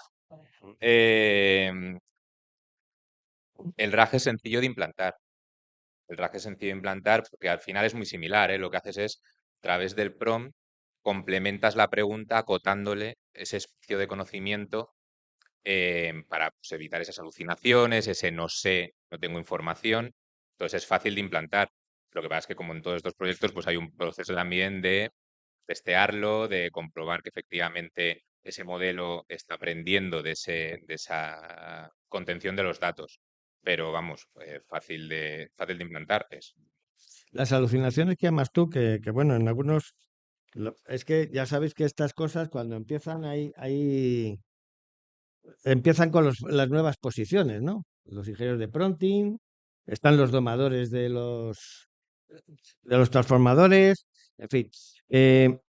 Hay algunos que utilizan el término ya aventajado de mentira. A lo que llamas tú alucinaciones llaman mentira, porque es verdad que muchos, al no usar el famoso esquema del refuse, del rechazo, mienten.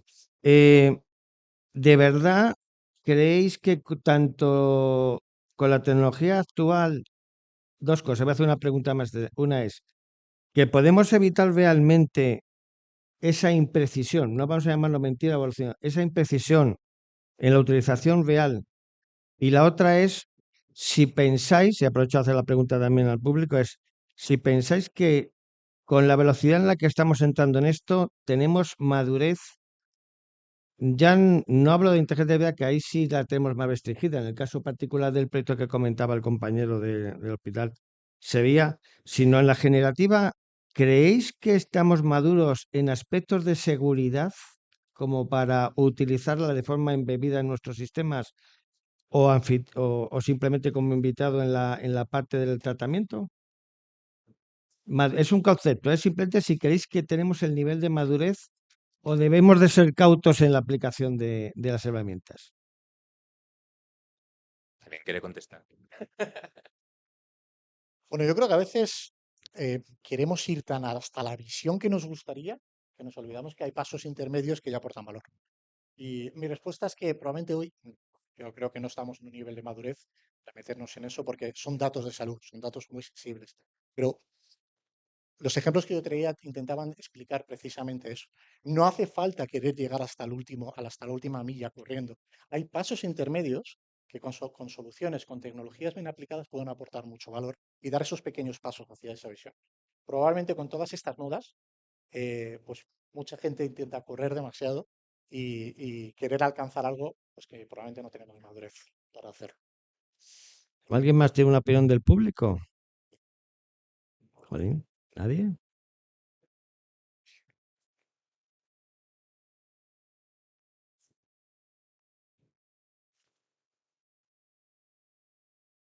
Gracias. Hola, buenos días. Soy Laura Benítez de Microsoft y como estamos mucho en los temas de IA generativa y en mi caso exclusivamente en sanidad, quería también participar en la sesión. Totalmente de acuerdo con lo que ha comentado pues, los dos compañeros de NFIQ y Cubia.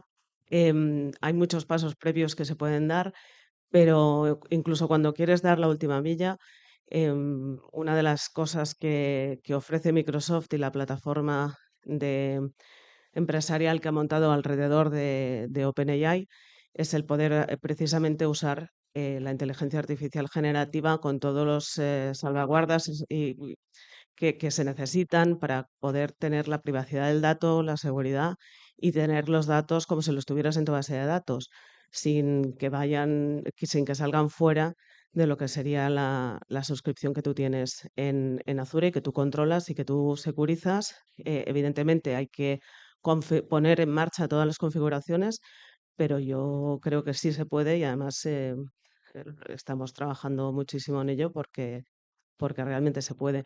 Y lo que de correr es totalmente de acuerdo con lo de que queremos correr mucho y podemos dar muchos pasos previos que esto, bueno, pues también nos lo estamos encontrando.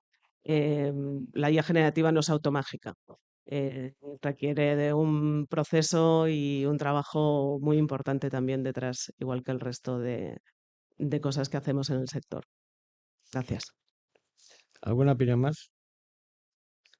Bueno, yo, un poco por particularizar a lo que acaban de comentar, es cierto que las soluciones que el mercado estáis dando, siempre y cuando estén acotadas en el propio ecosistema, es decir, claro, como decías, claro, si Copilot lo tengo embebido en mi Office 365, yo tengo un ecosistema ya restringido y lo tengo particularizado, puede ser más seguro. Yo más bien me refería al hecho de cuando, como lo utilizamos a veces de una forma, pues, no voy a decir cosmética, pero que sí muchas veces pues lo intentamos aplicar por nuestra cuenta, porque creemos que estamos en condiciones de hacerlo, porque es es el famoso lema aquel de, hombre, si lo ha hecho a nosotros en particular, en la administración, nos ponen mucho ejemplo de las grandes multinacionales.